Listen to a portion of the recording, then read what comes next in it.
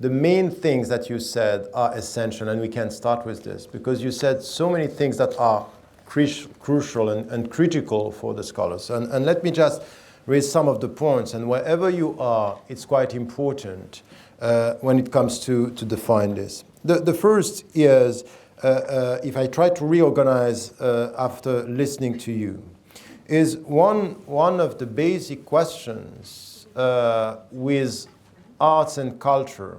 The first one, which was what you said, which is important. Are we talking about an Islamic culture? We are not talking about an Islamic culture. There is Islamic ethics in culture, but all the cultures and whatever is in one culture which is not in contradiction with the principles could be Islamic. And this is why your last point is so important.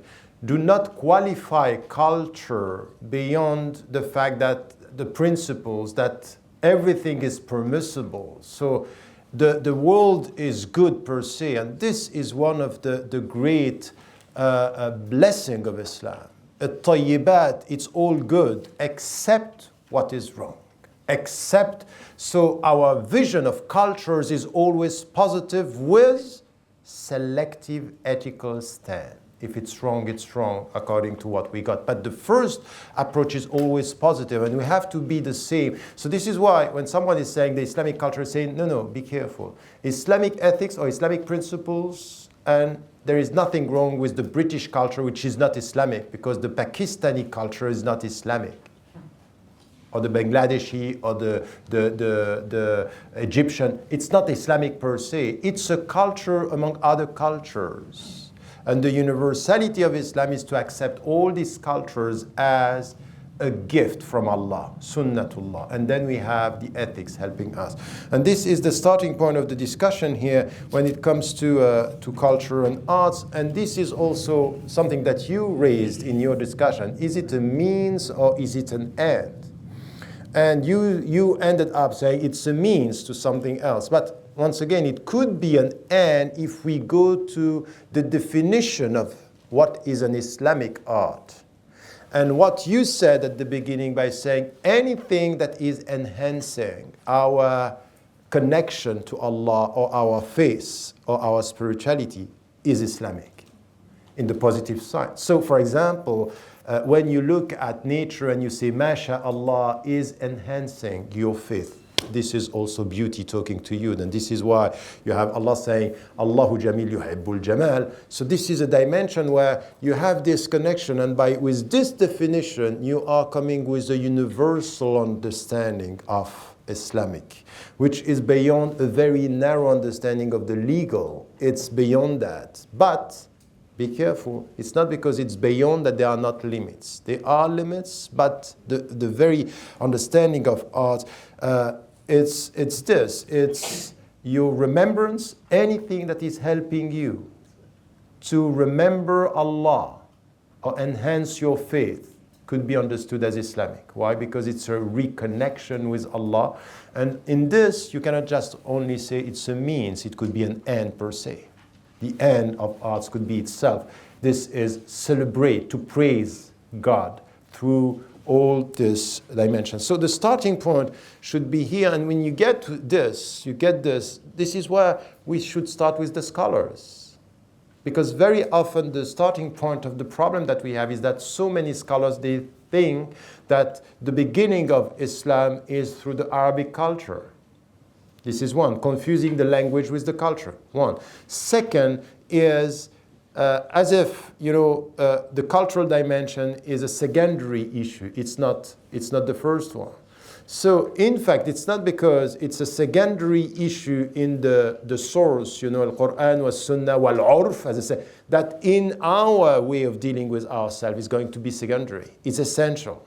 So it's a source of our well-being as well. So this is your discussion. Of course, in this discussion, the starting also, and this you ask for it to be clarified, but I would say that we have now the different responses coming from the scholars. For example, when it comes to movies, when it comes to music, you should accept that there is not only one answer. So you have scholars saying music is haram, haram. others saying it depends on the instruments, and others are saying if it helps you to be close to God, that's fine. You need to focus on the music and the lyrics. And you have to be careful. It should be a way for you to not being neglectful with your own self. But if it helps you to feel good without pushing you to act against your principles or forget Allah, that's fine. So this is in the book, To Be a European Muslim. I allocated one chapter on this, on music, on movies. And this is, you have some scholars saying movies by definition is haram. So now the framework is quite clear with the diversity of views. And this is where you, as Muslims, you have to take a stand.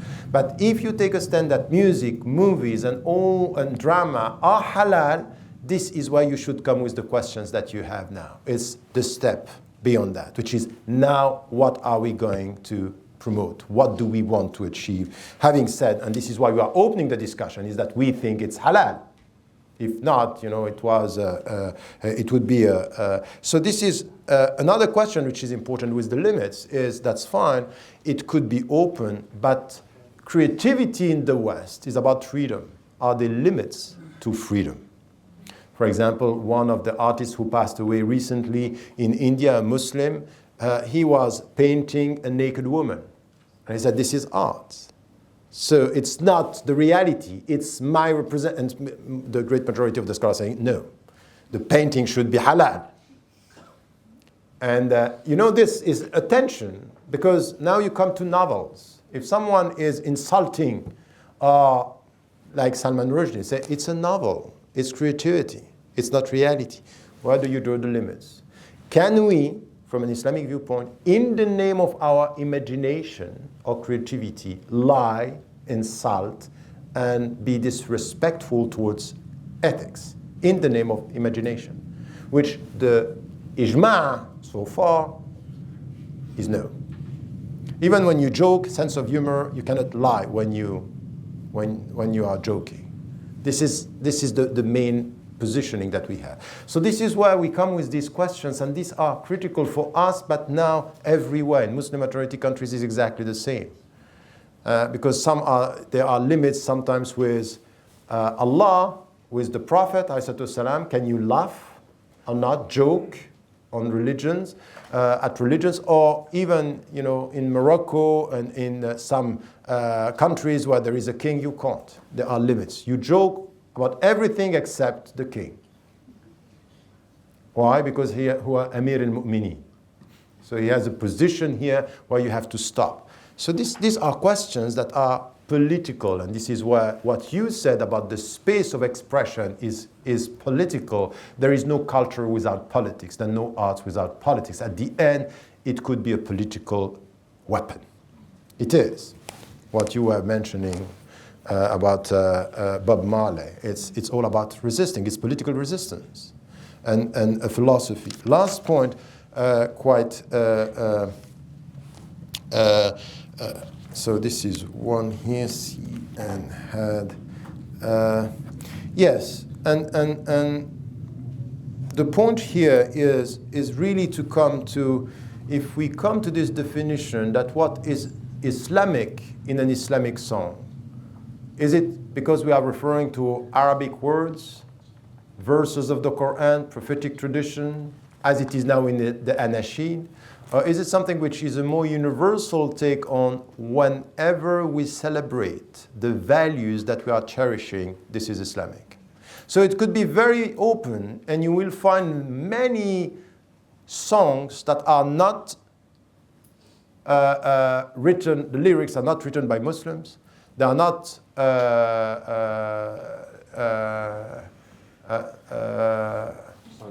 sung by Muslims, and they are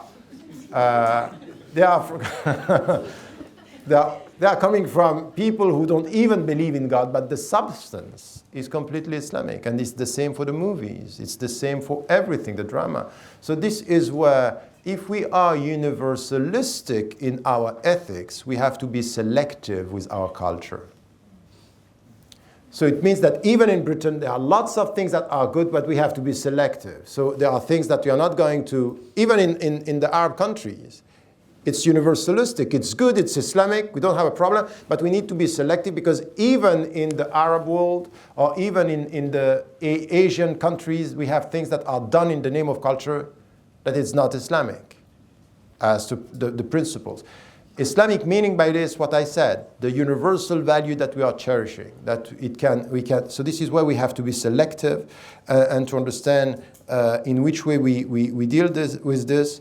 What you were saying about the West, which is, once again, critical when it comes to culture and arts, is to celebrate the European cultures as something which is not opposed to Islam. And this is why we have to do this from where we are. It's to say how much in these cultures in the West there are things that are completely as to the values Islamic.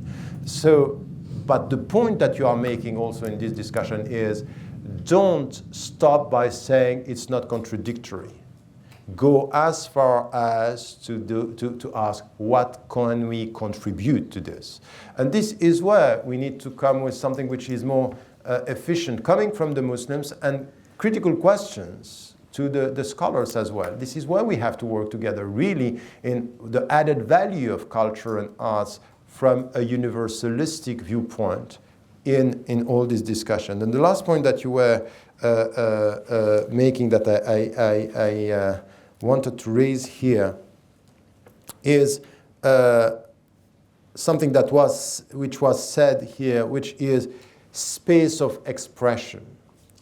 We really need, with our ulama and with our community, to be able to open a discussion about self-expression, what you were saying. Because it's all connected. At the end of the day, culture, arts, politics, where do we express? Space of freedom, in fact, is a true discussion about civil society. Civil society. And what, when you have scholars today, even in the States, telling you, what, poetry is not Islamic because the Prophet ﷺ didn't like poetry, which, by the way, is wrong. But how can you say something like that? What is going to be, and poetry is not only Arabic poetry, is to value and celebrate British, European, French, whatever, South American, African poetry as part of ourselves, and for us to contribute. So if, for example, we can, in Europe, come with all this, memories that we have from our countries, and to come and to show the diversity and in which way we are contributing, this is where we are expressing ourselves. So this connection here, it's quite important. But you understand how deep it is? All this connection, this is where you have to be involved. This is where the community, if you are not here to ask these questions and to go as far as that, how do you want the scholars to get that? They're not going to get it. They are going to come and say, it's Islamic, it's not Islamic. For example, all this discussion around, Yusuf Islam, Cat Stevens coming back to music, and people saying, oh, he lost his Islam, and others saying, oh, he's coming back to the true understanding. We don't even agree on his journey, what he has been experiencing. But it's a critical discussion because he himself is just saying guitar is not anti-Islamic. Guitar is not, it depends how you play and what you are going to say with your guitar. And all this discussion is at that level. But the last point that I wanted to make, don't make it a secondary issue. We need professionals in arts, artists, and people who are able to talk about this in a sophisticated way. If you ask Muslims, okay, tell us about expression, creativity from an Islamic viewpoint, you will see how much we are poor in this expression.